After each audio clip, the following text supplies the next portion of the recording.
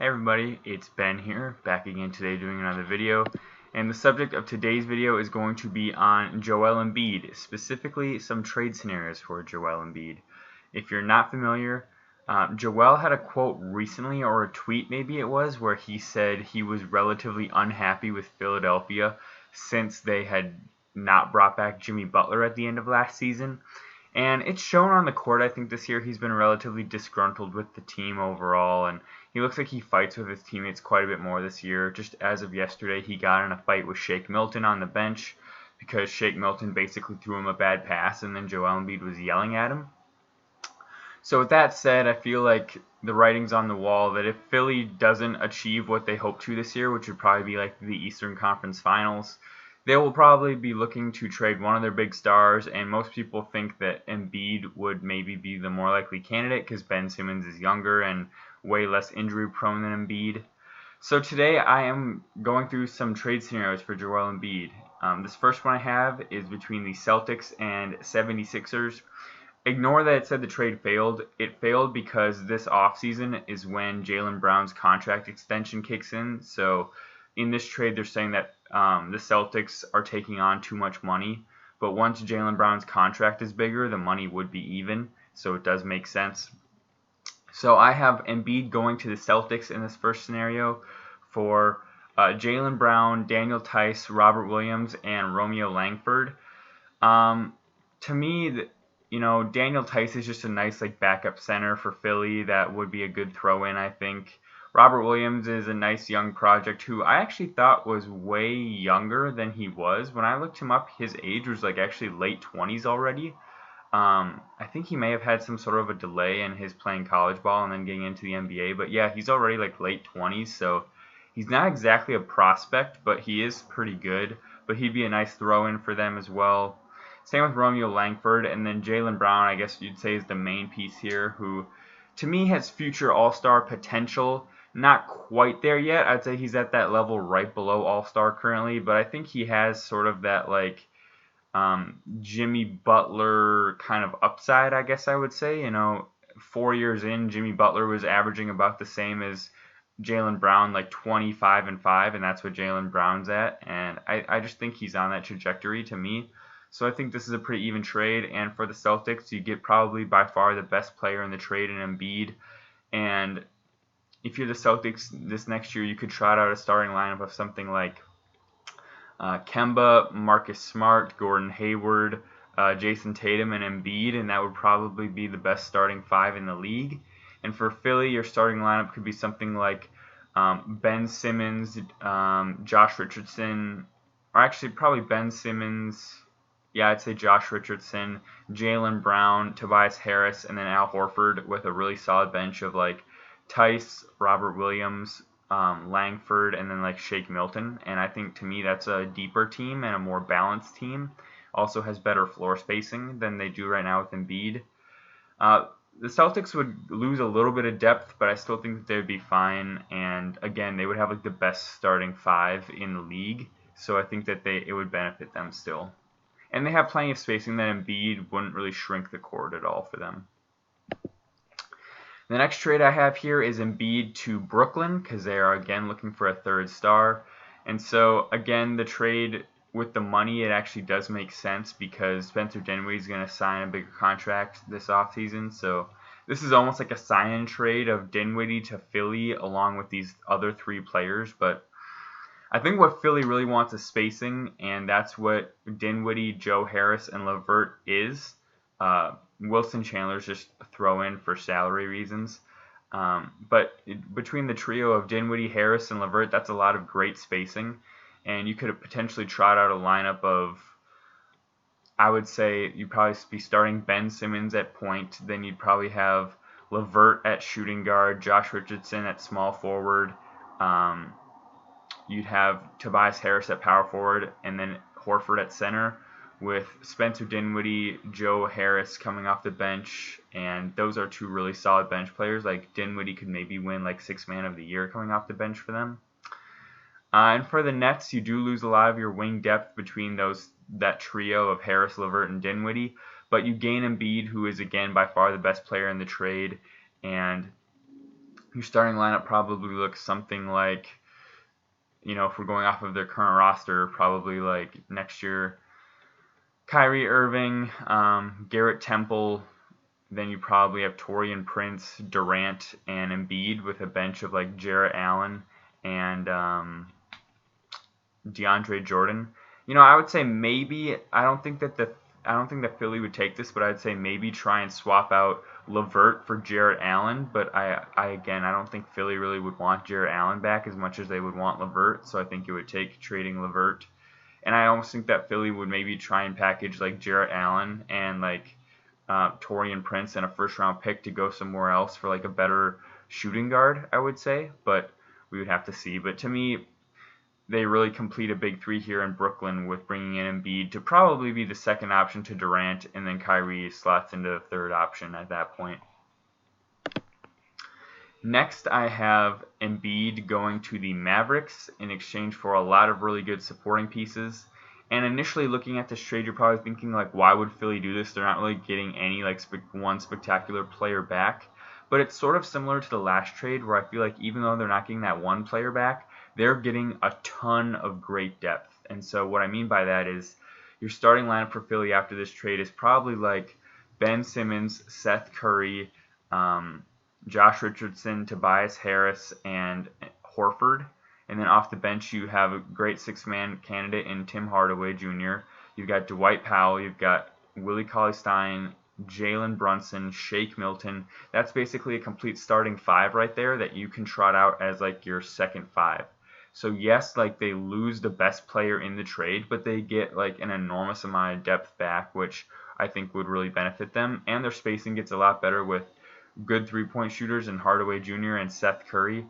I really like the idea of a depth lineup with like Horford, Harris, Simmons, and then two out of the three between Richardson, Hardaway, and Curry, whoever the two are that are playing best that game. So I think that's really promising. Dwight Powell is a great either power forward or center option on any team. Willie Cauley-Stein, you can put him in if you basically just need like a big body. And if you want to go big, you could have a lineup of something like Simmons, Richardson, Harris, Horford, and Willie Cauley-Stein, and then you would have a really big starting or five if you want to go big for some reason in any given lineup. It gives Philly a lot of different options. For the Mavericks, they get Embiid back, who is again the best player in the trade, and to me, you complete a big three, which I would really like, and I think like there is a ceiling with this core of just Luka, Porzingis, and role players. I think you need like one more all-star level player, and obviously Embiid is better than an all-star. Of course, the price is you give up basically all of your depth, and you're left with a team that basically is the big three of Luka, Kristaps, and Embiid, and then you have like Dorian Finney-Smith and DeLon Wright as like trustworthy role players, and I guess Boban too. But really, your depth is a lot shorter because as things are currently constructed, the Mavs have about 10 players they could trust, whereas I feel like with this trade they'd have about 5. But hey, you'd have a 26-year-old Embiid, a 25-year-old Porzingis, and I believe a 21-year-old Luka, and to me that's a much better core than like a 30-year-old Tim Hardaway Jr., a 29-year-old Willie Cauley-Stein, and Curry, who I think is 27 or 28. I just think that Embiid is like that last big piece that they need, and that's the scenario with a lot of these teams. Is a lot of teams who are looking for like a third star maybe to solidify their team, and Embiid can be that for them. Next, I have probably the most interesting one, and I think what would be the least likely to happen, and it's Embiid to the Pelicans. And I actually am not quite sure how this would fit super well, because you'd have to have both Embiid and Zion on the court at the same time. But basically a similar thing where I have Philly getting tons of shooting back in place for Embiid, and then just a bunch of throw-in players, so I'll get that out of the way first.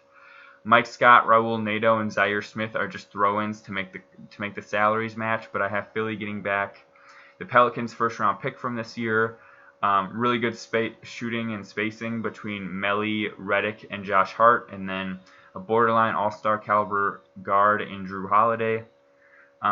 So for Philly, again, pretty similar to these other trade packages, I have them getting a lot of talented guys who can shoot and space the court pretty well. Starting lineup after this trade probably looks like Simmons at the 1.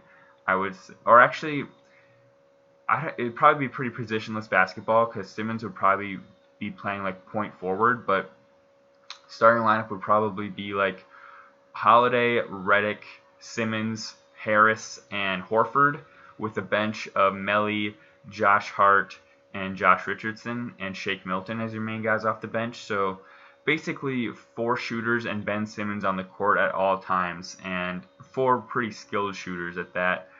Drew Holiday's probably the worst shooter out of the bunch, and if you're really if you really want more spacing, you could sub out Josh Hart for him at any given time. And Josh Hart is also a competent wing defender, so even though Holiday's defense would drop, you'd still have Josh Hart out there to do all right.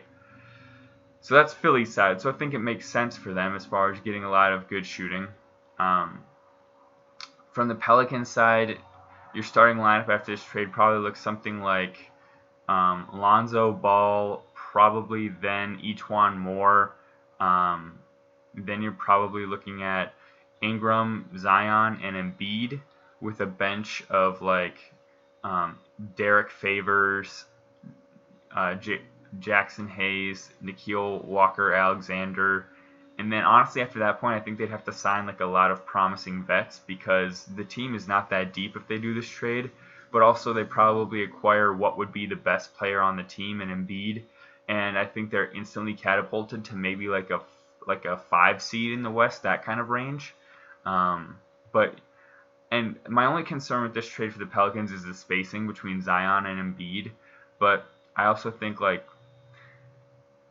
I just would think that those two could wreak havoc as far as just their size and their pure power of how they play. And it would just be really interesting to me to see that. Not that it would necessarily work perfectly, but I would just like to see it, I guess. Last trade I came up with was Embiid to the Clippers. And let's see here. I have, Embiid to the Clippers. And this is probably an unlikely one too, but, it could maybe happen. Again, Philly gets a lot better spacing back. And so first off, Mike Scott's in here just for salary cap reasons, so I'm not really going to talk about Mike Scott at all. And then the 3 second-round picks, I just think like Philly would need a little bit of sweetener besides the players they're getting back, and the Clippers really don't have any first-round picks they can trade, so I just thought, 3 second-rounders is probably the equivalent of like 1 first-rounder as far as overall value, so I just thought, 3 second-rounders, why not? So I have Philly actually reacquiring Landry Shamet, who's a really good wing shooter. Technically Marcus Morris is on and expiring, but I think like they could do like a sign-in trade to get him back, maybe for $10 million a year. Pat Beverly has some great wing defense for point guards, and of course same with Lou Williams as far as not great defense, but just being a really solid guard option who can space the floor. So I'll first talk about Philly. Again, you're getting like a lot less as far as your depth chart. You're not getting that one solidified player, but you're just getting a lot more depth. Your starting lineup after this trade probably is something like, I would think, probably like Pat Bev, Landry Shamet, Ben Simmons playing point forward, because neither of those other two in the backcourt really need to handle the ball. Ben Simmons would probably still bring it up, but then you'd have Ben Simmons, Harris, and Horford, with a bench of Shake Milton, Lou Williams, Marcus Morris, and that to me is a really solid bench and an upgrade versus what they have now. I think they'd also still technically have Alec Burks, which would be a pretty good option off the bench. So yeah, to me they get better shooting and more bench depth. And then for the Clippers, you would get Embiid, who is again by far the best player in the trade. And yes, you trade away good wing defense in Beverly, but you already have good wing defense in Leonard and Paul George. Yes, you trade away instant offense in Lou Williams, but Embiid provides just as much good offense, if not way more better offense actually. And they probably lose Montrezl Harrell in free agency, so Embiid provides a good alternative at center as well. So the Clippers lineup after this trade is probably looking something like, let's just assume they can retain Reggie Jackson. starting lineup is probably like Reggie Jackson. I would say probably then.